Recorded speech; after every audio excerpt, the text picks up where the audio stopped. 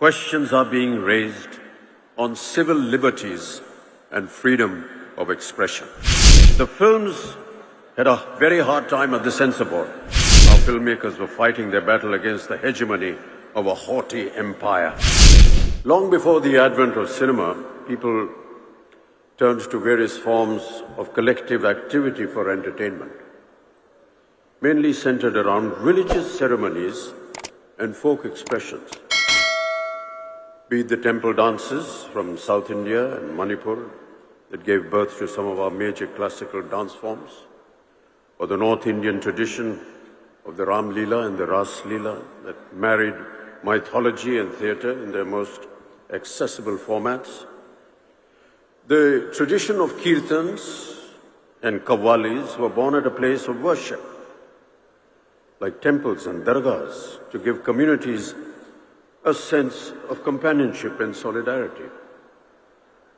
Compared to these age-old practices, cinema is a relatively newer phenomenon. Armed with the proverbial pen, our filmmakers were fighting their battle against the hegemony of a haughty empire.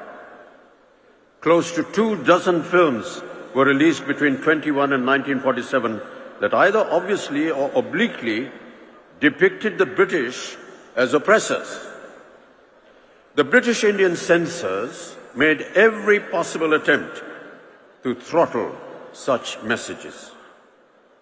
The films had a very hard time at the censor board. Indian film directors were forced to find ways to talk about the ongoing freedom struggle without mentioning it directly. The 1952 Cinematograph Act set out the structure of censorship as it stands today, upheld by the Film Certification Board. But even now, ladies and gentlemen, and I'm sure my colleagues on stage will agree, questions are being raised on civil liberties and freedom of expression.